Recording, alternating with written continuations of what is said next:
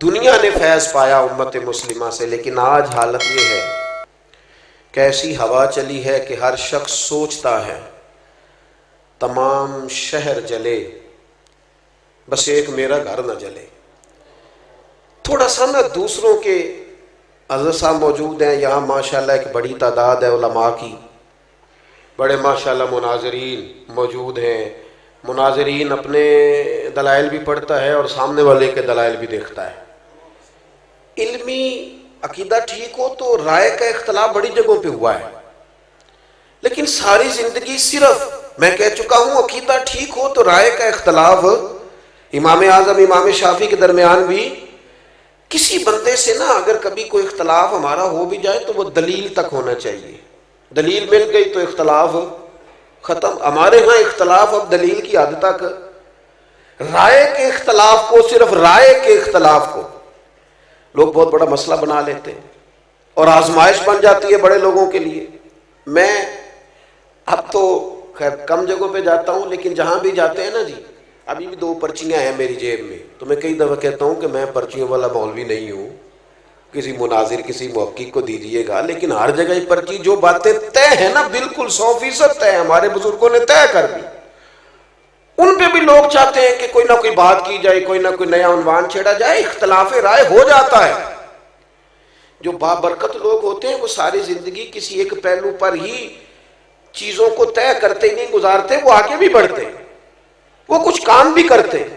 یہ کیا بات ہوگی کہ دیکھیں نا صحابہ کرام علیہم رضوان کے درمیان رائے کا اختلاف ہوا، لیکن دلیل کی حد تک۔ حضرت عمر فاروق منبر پہ تشریف فرما ہے، کوئی حکم دینے لگے ہیں، حضرت ابو ایوب انصاری کھڑے ہو گئے، یہ میری بات آپ نے یاد رکھنی ہے۔ حضرت ابو ایوب انصاری کھڑے ہو گئے، انہوں نے کہا، یا حضرت ابو ذر غفاری، انہوں نے کہا عمر نہ آپ کا حکم مانیں گے نہ آپ کی اطاعت کریں گے۔ کیا ہوا بھائی؟ کہنے لگے کہ کل جب سب کو ایک ایک چادر ملی تھی تو آپ نے 2 چادریں کیسے لے لی؟ اس کی یہاں تہمت بن سکتی تھی، یہاں کرتا، اور آپ نے کرتا بھی بنایا ہے اور تہمت بھی بنائی ہے، 2 کیسے ہو گئی؟ تو حضرت فاروق اعظم رضی اللہ تعالیٰ عنہ، انسان کو صرف تعریف نہیں سننی چاہیے، اس کے اندر تنقید کا بھی حوصلہ ہونا چاہیے۔ ہمارے اسلاف فرمایا کرتے تھے دشمنوں کی باتیں توجہ سے سنا کرو، وہ تمہیں نکھار دیتے ہیں، وہ ڈھونڈ ڈھونڈ کے وہ چیزیں لاتے ہیں جو تمہارے فائدے کی ہوتی ہیں، غور سے سنے تمہارا مخالف کیا کہتا ہے۔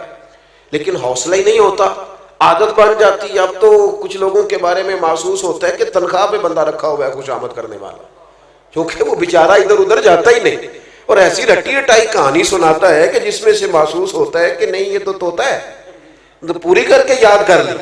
عزیز بھائی، تنقید کا، حضرت عمر بڑے جلالی ہیں لیکن وہ اپنی ذات کے لیے نہیں ہیں، پوری بات تسلی سے سنی اور بڑے حلم اور بردباری سے کہا میرا بیٹا جواب دے گا۔ حضرت عبداللہ ابن عمر یا آپ کے بیٹوں میں سے کوئی کھڑا ہوا اور انہوں نے کہا حضور آپ نے حکم دیا ہے تو میں عرض کرتا ہوں۔ کہنے لگے چونکہ مال غنیمت میں چادریں تقسیم ہوئی تھیں اور سب کو ایک ایک ملی تھی، تو ایک میرے والد کو ملی تھی تو ایک مجھے بھی تو ملی تھی نا، میں نے سیدنا عمر کو دے دی اور ان کا کرتا بھی بن گیا اور تہمت بھی بن گئی۔ اب جو سامنے بیٹھے تھے نا جنہوں نے اعتراض کیا تھا، انہیں دلیل مل گئی ہے، جواب مل گیا ہے۔ اب انہوں نے یہ نہیں کہا کہ نہیں صحیح بتائیں، نہیں میں گھر بھی جاؤں گا تلاشی بھی لوں گا، نہیں یہ نہیں کہا کہ میں اس پر حلف بھی لوں گا، دلیل مل گئی، قربان جائیں۔ یہ ہے بندہ مومن کی شان۔ فوری طور پہ دوبارہ حضرت ابو ذر غفاری اٹھے اور اٹھ کے کہنے لگے عمر اب آپ بات کریں، ہم آپ کا حکم بھی سنیں گے اور فرما برداری بھی کریں گے۔